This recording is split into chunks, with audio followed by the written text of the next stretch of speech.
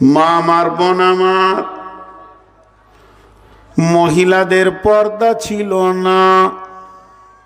ইসলামের প্রথম মহিলাদের পর্দা ছিল না। হযরত উমর বললেন, নবীর ঘরে যেমন অবাধ চলাফেরা চলছে, মানুষ যে যার ঘরে পারছে ঢুকে যেছে, এইটা যা অবস্থা চলছে, মনে হয় যেন আমার রব পর্দাকে ফরজ করে দিবে। আজকে যদি পর্দা জিনিসটা না থাকতো তো কে কার জমি চাষ করত এবং কে কার জমিতে পানি ঢেলে দিত, এ খবর পৃথিবীর মানুষ খুঁজে পেত না। যে জাতিদের ভিতরে পর্দা নাই, দেখেন গা কি আচরণ চলছে, ভিতরকার খবর। তো হযরত উমর এটা একটা আশঙ্কা করলো, আয়াত নাজিল হয়ে গেল পর্দার। মা বোন কান করে শুনেন, আয়াতটা কখন নাজিল হলো? এশার নামাজের পর। এশার নামাজের পর জিবরাইল আমিন এলেন, আসার পর আল্লাহর নবীকে বলে চলে গেলেন, পৃথিবীর মুসলিম মেয়ে যারা কালেমা তাইয়্যিবা পড়েছে, কালেমার শাহাদাতের সাক্ষী দিয়েছে, তাদের জন্য পর্দা ফরজে আইন। আচ্ছা, এশার নামাজের পর একটা নতুন খবর এসেছে, মদিনায় কেউ শুনেছে কেউ শুনে নাই। বাইয়েনা কাকে বলে দেখেন, দলিলটা কারো কাছে পৌঁছিয়েছে কারো কাছে পৌঁছায়নি। হযরতে বেলাল ফজরের আজান দিচ্ছেন, হযরতে বেলাল ফজরের আজান দিচ্ছেন। যে মেয়েরা শুনেছে পর্দা ফরজ হয়ে গেছে, তারা পরিপূর্ণ পর্দা করে মসজিদে আসছে। কিন্তু যারা শুনেনি, খবর তো পৌঁছায়নি এখন সবারই কাছে, তারা যেমন দোপাট্টা পরে, চুড়িদার পরে, সেরওয়ার কামিজ পরে হেঁটে চলে আসছে মসজিদে নামাজ পড়ার জন্য। ঠিক রাস্তার মাঝে এক ছোট বাচ্চা মসজিদেছে, তোর দাদিকে বলছে, দাদি যে তোমার কাছে কি বাইয়েনা পৌঁছায়নি? তোমার কাছে কি দলিল পৌঁছায়নি? তোমার কাছে কি আল্লাহর বার্তা আসেনি? বলে কে ভাই? বলে গত রাত্রিতে জিবরাইল আমিন এসে বিশ্বনবীকে বলে চলে গেলেন যে পৃথিবীর মহিলারা পর্দার ভিতরে থাকবে, এরা পর্দার বাইরে থাকবে না। মেয়েদের জন্য পর্দাকে ফরজ করে দিয়েছে। তো মেয়েটি কেমন, ওর চালন কেমন, ওর চালচলন কেমন, ওর মিজাজ কেমন, ও আমার মা, আমার বোন, একটা মিনিট খালি কান করে শুনেন। ওই মেয়েটি তখন সঙ্গে সঙ্গে আল্লাহর জমিনে বসে গেল, আর দাঁড়িয়ে নাই, নিজের মাথা হাঁটু একদম জড়ো সড়ো করে নিয়ে বসে গেল। আর ওই ছেলেকে বলছে, ভাইয়া তুমি আমার বাড়িতে যাও, দেখো গা অমুক জায়গায় একটা বড় চাদর আছে, সেটা আমাকে এনে দাও, ওই চাদরটা উড়ে আমি যাব। তখন ছেলেটা বলছেন, দাদিজি আপনার কাছে তো খবরটা এখন পৌঁছালো, আগে থেকে পৌঁছায়নি, তাহলে এই ওয়াক্তের নামাজটা আপনি এইভাবে পড়ে আসেন, আর না হয় এই ওয়াক্তের নামাজটা বাড়িতে পড়েলেন, আপনি বাড়ি ফিরে চলে যান, পরের ওয়াক্ত থেকে পর্দা করে আসবেন।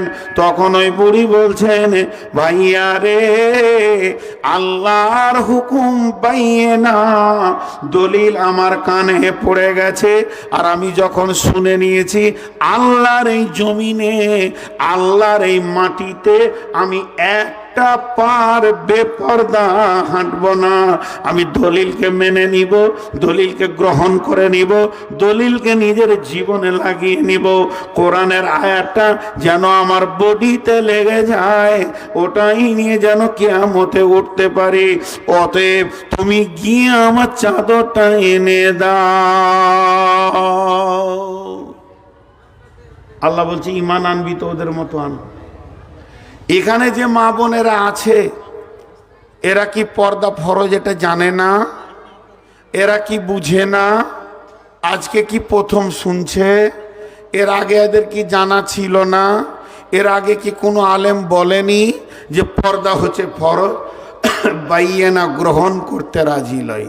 এবার আপনি আমি বলি, বিচারটা আল্লাহর হাতে দিচ্ছি না, এখন ছেড়ে দেন, কিয়ামতে বিচার তো আল্লাহই করবে। এখন আপনি আমি বলি, এই মেয়েগুলো কি মুসলিম না নন মুসলিম? মুসলিম কি করে হলো? কোরআন মানল না, কোরআনকে প্রকাশ্য মানছে না, তাহলে এদেরকে কি বিচারে ফেলবেন? আমি নন মুসলিমও বলছি না, কালেমা শাহাদাতের সাক্ষী দিচ্ছে, তাহলে এরা কোন গ্রুপে পড়বে তাল পেছি না, এদের গ্রুপটা খুঁজে পেছি না। কালেমা শাহাদাতের সাক্ষী দিচ্ছে, আল্লাহকে আল্লাহ বলছে, রসুলকে রসুল বলছে, দিনকে ইসলাম বলছে, আর কিছু মানছে না, তাহলে এরা কোথা গেল? এর নাম বাইয়ানালাই। মা বোন, আর একটা ঘটনা শোনাই, খালি দলিল কাকে বলে দেখেন। আল্লাহ কি এমনি বলেছেন যে তোরা ঈমান আনবি তো ওই লোকেদের মতো আন? সেই লোকগুলি কে? ওই লোকগুলিকে খুঁজে বের করা হচ্ছে এখন। আবু জাহেল নামটা শুনি মনে হচ্ছে যেন একটা বিরাট দামি লোক। আবু জাহেলের বেটার নাম হচ্ছে একরামা, একরামা বিন আবু জাহেল। সে বাপের যোগ্য বেটা। বাপের যোগ্য বেটা বলতে কি বুঝেন? মানে আবু জাহেল যত খবিস, তার 1.5 খবিস ওর বেটাটা, তার মানে বাপের যোগ্য বেটা, ইসলামের প্রকাশ্য শত্রু। তো আবু জাহেলের বেটার স্ত্রীর নাম উম্মে হাকিম। আসলে ওর নাম উম্মে হাকিম নয়, নাম অন্য আছে। হাকিমের মা, ওর বেটার নাম হাকিম, ওই জন্য ওকে হাকিমের মা বলে ডাকে। বেশ কিছু মেয়েদের নাম বিলুপ্ত হয়ে যায় বিয়ের পর, নাম কুলসুমা, কিন্তু ওর ছেলে পিলে হয়ে গেছে, একটা নাম রেখেছে জহির। তো জহিরের মা, জহিরের মা, বোনও বলছে জহিরের মা, ভাইও বলছে জহিরের মা, বাপও বলছে জহিরের মা কোথায় গেল রে, মানে ওর আসল নামটা হারিয়ে গিয়ে এখন জহিরের মা হয়ে গেল। ঠিক ওই রকম উম্মে হাকিম, ওর বেটার নাম ছিল হাকিম, তো হাকিমের মা। তা আবু জাহেলের এটা কে হলো? মেয়েটা বৌমা, ওর বেটার স্ত্রী এই মেয়েটি। শুনেন ঘটনা। যেদিন মক্কা বিজয়ী হলো, বিশ্বনবী মক্কায় আসলেন, সৌদি আল্লাহ নবীর হাতে চলে এলো। এমন সময় আল্লাহর নবী একটা কাগজে পরিচিতে 10 থেকে 12 জনের নাম লিখে দিলেন। নামটা লেখার পর সেটা কাবার দেওয়ালে আবার কাপড়ের সঙ্গে সেটাকে চিটিয়ে দিলেন, আর বলে দিলেন এই 10টা-12টা লোকের রক্তের কোনো মূল্য নাই। এখন যদি আমাকে কেউ মার্ডার করে, আমার রক্তের মূল্য তার কাছে নেওয়া যাবে। আল কাতল বিল কাতলে, কতলের পরিবর্তে কতল। কিন্তু আল্লাহর নবী বললেন এই 10টা লোকের রক্তের কোনো মূল্য নাই। তার মানে হচ্ছে এদেরকে যেখানেই পাবে মার্ডার করে দাও, এদের পৃথিবীর বুকে বেঁচে থাকার কোনো অধিকার নাই। এরা এত বড় খাবিস, এরা দিনের এত বড় শত্রু, এদেরকে দুনিয়া থেকে উড়িয়ে দাও, এদের থাকার অধিকার নাই।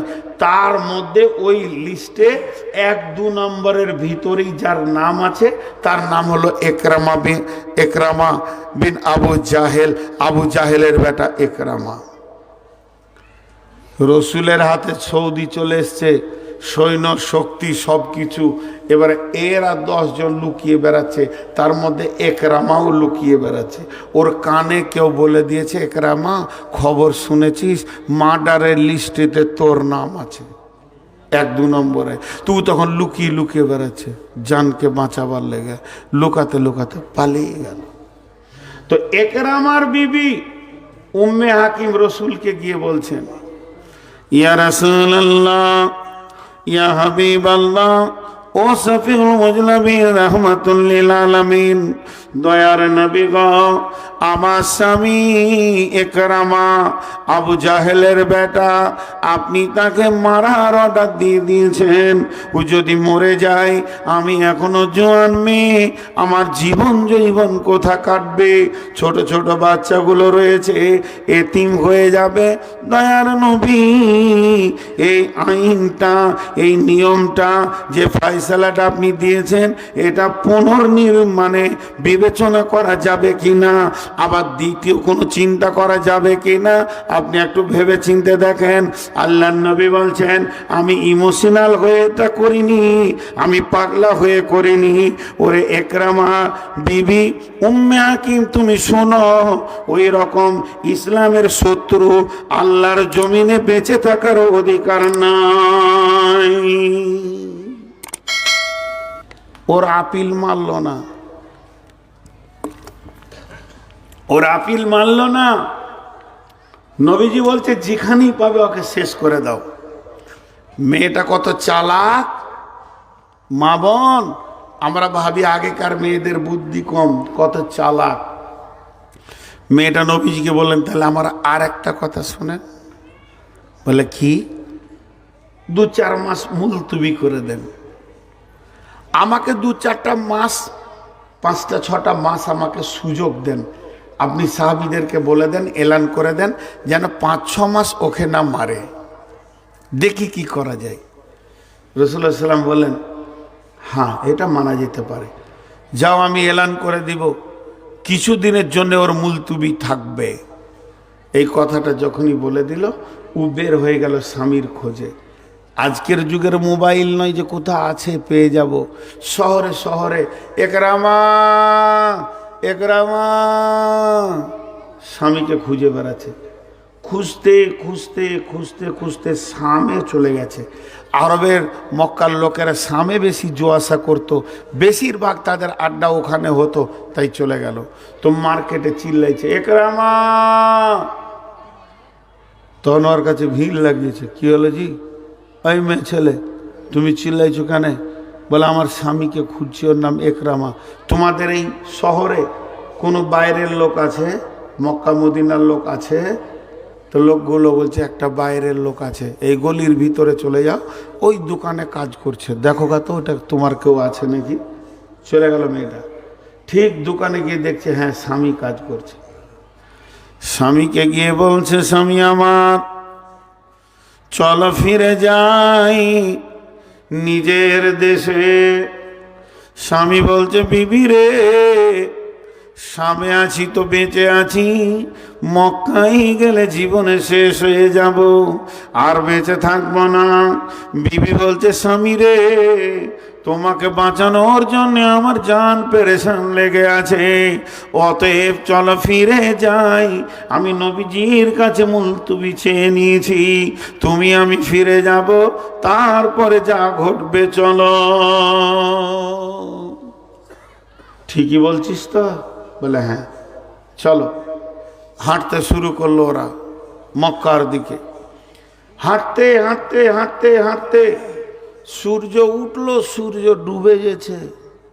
তখন একরামার বিবিকে বলছে, স্বামী স্ত্রী আর কেউ নাই, বিবি, বিবি রে, ক্লান্ত হয়ে গেছি, এই গাছের নিচে চাদরটা বিছাতো, একটু শুবো। তো 2টা চাদর আছে, একটা চাদরকে বিছিয়ে দিয়ে আর একটা চাদরকে বিছাইছে 2 হাতের দূরে। তখন একরামা বলছে, বিবি রে, স্বামী স্ত্রী শুবে, তারা আরাম করবে, এর জন্য কি বিছানা দূরে হয় না, এর জন্য বিছানা কাছে কাছে হবে? কতদিন তোমাকে ছেড়ে থেকেছে, কত মনের কথা, কত কৌতূহল, কত ভয়ে ভয়ে জীবন কাটাচ্ছি বিবি রে। তোমার কাছে কত জানার আছে মক্কার কথা, তুমি আমার কাছে কত কি জানবে, কেমন করে দিনগুলি পার হয়েছে। বিবি রে, 2 জন পাশে পাশে থাকবো, কত আলাপ হবে, কত কত আলোচনা হবে, কত প্রেম প্রীতির আলাপ হবে। ও মা আমার, বোন আমার, মেয়েটি কেমন, মেয়েটি কেমন, মেয়েটি কত বড় ইমানদার। সঙ্গে সঙ্গে স্বামীকে বলছে, স্বামী আমার শোনো, আমি তোমার কাছে আর শুতে পারি না, তোমার সঙ্গে আমার পার্থক্য রয়েছে বাইয়ে না, দলিল চলে এসেছে, এখন আমি আর তোমার কাছে শুতে পারবো না। তার কারণ হচ্ছে বিশ্বনবী মক্কায় এসেছেন, আমি বায়াত হয়ে গেছি, আমি কালেমা পড়ে নিয়েছি, আমি কালেমা শাহাদাতের সাক্ষী দিয়েছি, এখন আর আমি মুশরিকা নাই, এখন আর আমি কাফেরা নাই, এখন আমি মুমিনা মেয়ে হয়ে গেছি, আল্লাহ ওয়ালি হয়ে গেছি। আর একটা মুমিন মেয়ে কাফের ছেলের সঙ্গে মিশতে পারে না।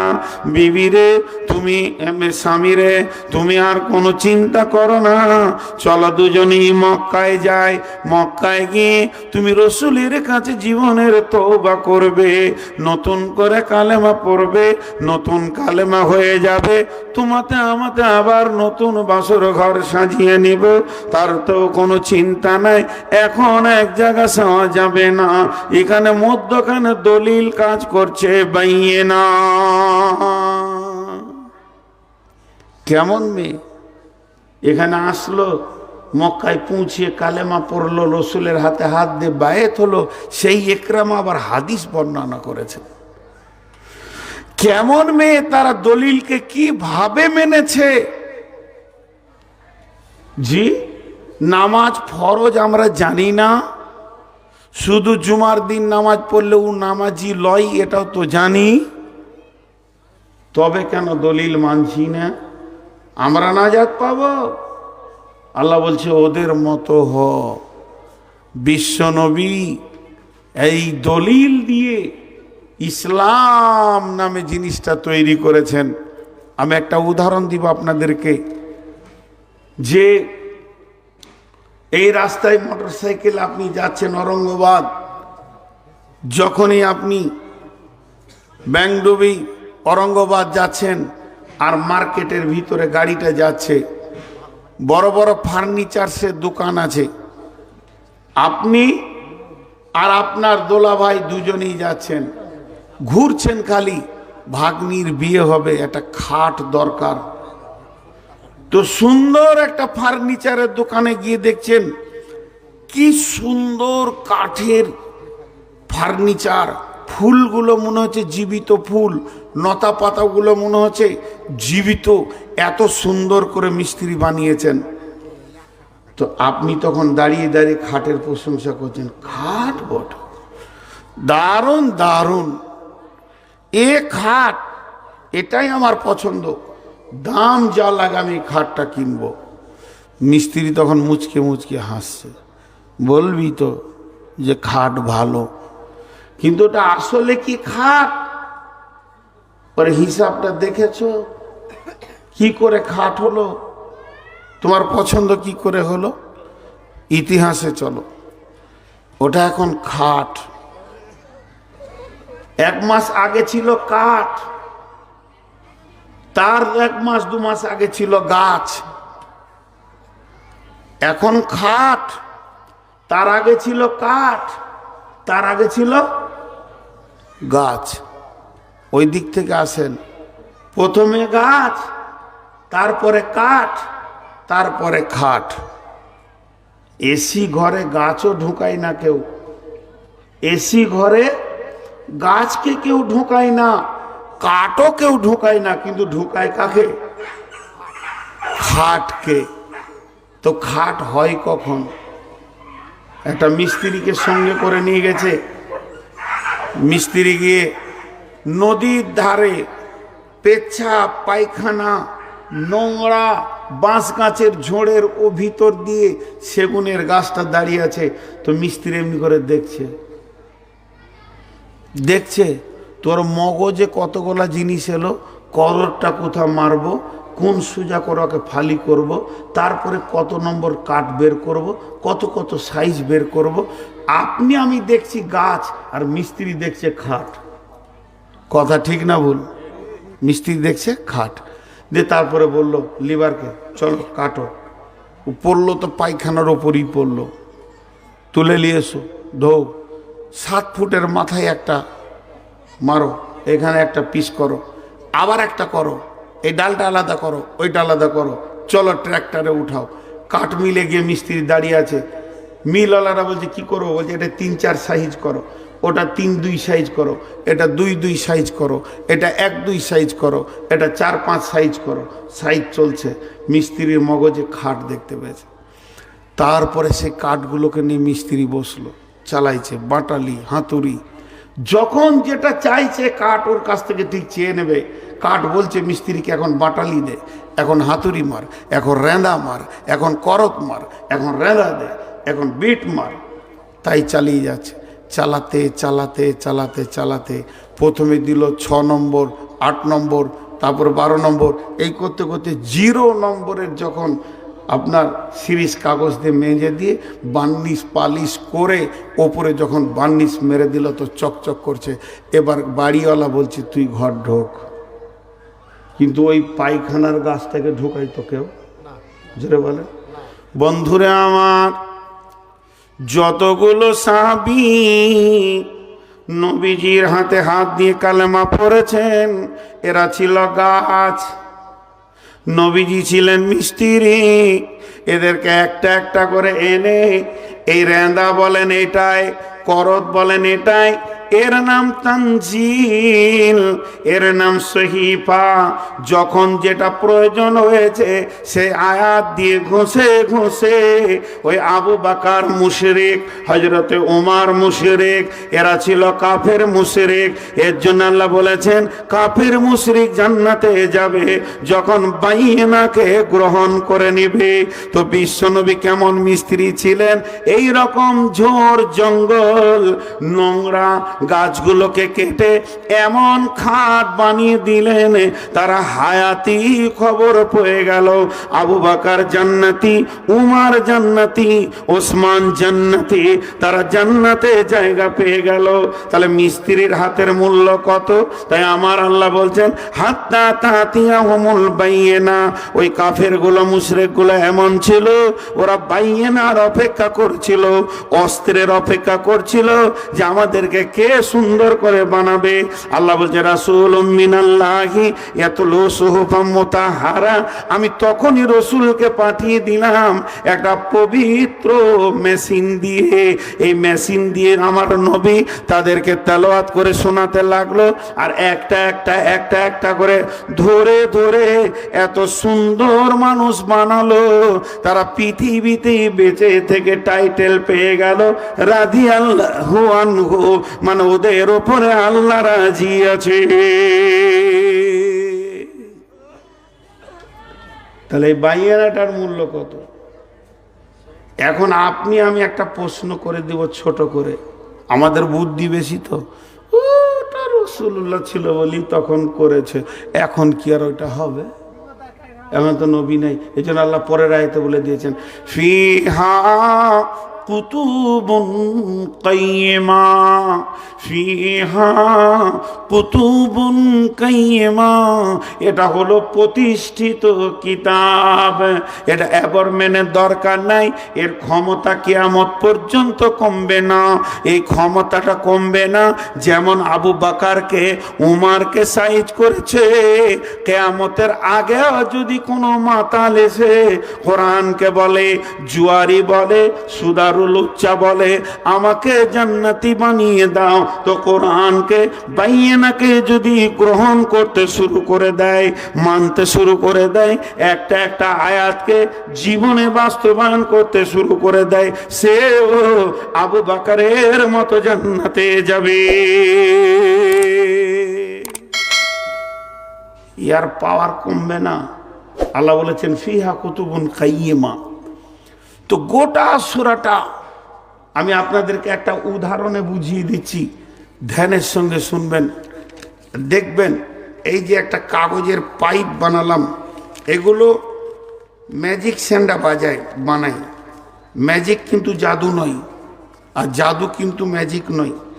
এই যে দেখেছেন কোনো রকম এরকম ম্যাজিক, এইদিকে সাদা রুমাল ভরবে, এইদিকে লাল বের হবে, দেখেছেন? এইদিকে সবুজ ভরবে, এইদিকে সাদা বের হবে। আসলে ওইটার ভিতরেই ম্যাজিকটা আছে, মানুষ বুঝতে পারে না। এটা হাতের সাফাই, এটা জাদু মন্ত্র নয়। তো ওইটার ভিতরে কি এমন ক্যাপাসিটি আছে, এইদিকে ঢুকছে লাল, এইদিকে বেরোচ্ছে সাদা। তোমার আল্লাহ বলছেন এই বাইয়েনাটা কেমন, এই বাইয়েনাটা কেমন, কেউ যদি এসে এই দিকে ঢুকে মাতাল, চোর, লম্পট, সুদারু, জুয়ারি, লোচ্চা, রান্ডি, বেশ্যা হয়ে, আর যদি একে গ্রহণ করে, এর ভিতরে চলতে চলতে যখন শেষ দিকে বের হবে তো আল্লাহওয়ালা হয়ে বের হয়ে যাবে, আল্লাহ রাজি হয়ে যাবে, জিন্দেগি চেঞ্জ হয়ে যাবে। এরই নাম বাইয়েনা। কোরআনের ভিতরে কি এমন ম্যাজিক ভরা আছে, যত বড়ই বেঈমান আসুক, খালি একে যদি অন্তর দিয়ে গ্রহণ করে নেয় তোর জিন্দেগি চেঞ্জ হয়ে যাবে। এর জন্য আল্লাহ সূরা বাইয়েনাটা শুরু করেছে কাফের মুশরিক দিয়ে, আর সূরা বাইয়েনাকে শেষ করছে কিভাবে, রাদিয়াল্লাহু আনহুম ওয়া রাদু আনহু যালিকা লিমান খাশিয়া রাব্বা। আল্লাহ তাদের উপরে রাজি হয়ে গেছে, তারাও আল্লাহকে রাজি করেছেন, যেহেতু তারা জিন্দেগিতে আল্লাহকে ভয় করেছেন, আল্লাহ ভীরু হয়ে কাটিয়েছেন, আল্লাহ ভীতু হয়ে দুনিয়া করেছেন। আল্লাহ তাবারাক ওয়া তাআলা এর নাম রেখেছে বাইয়েনা। আজকে আমাদের অবস্থা, জি ভাই, আজকে আমরা আমাদেরকে একবার মূল্যায়ন করি যে আমরা কোন জায়গায় দাঁড়িয়ে আছি আর কি অবস্থা দাঁড়িয়ে আছি। আমরা কতটা দলিলকে গ্রহণ করেছি জিন্দেগিতে। সকাল থেকে সন্ধ্যা পর্যন্ত মুসলিমরা যত কোরআনের বিরুদ্ধে জীবন চালায়, অন্য কাস্ট এত চালায় না। তার কারণ তারা তো কম্পেয়ারে এসে গেছে, দুনিয়াতে তারা কোরআন মানবে না, এক কথায় ক্লিয়ার করে নিয়েছে। নন মুসলিমরা আমরা কোরআন মানব না, ইহুদি বলেছে মানব না, নাসারা বলেছে মানব না, আর অন্য কাস্টরা বলেছে মানব না। যারা মানবে না মানবে না, মানবে না তো মানবে না, তাদের কথা বাদ দেন। কিন্তু যারা নিজেদের বলেছেন যে আমরা কোরআনের আওতাভুক্ত জীবন কাটাবো, তারাই বা কতটা মানছে, তারাই বা কতটা মানছে। জি ভাই, আজকে আমরা জিন্দেগিকে শেষ করে দিয়েছি, যেহেতু আমাদের কাছে দলিল আসার পরও একে গ্রহণ করতে পারছি না।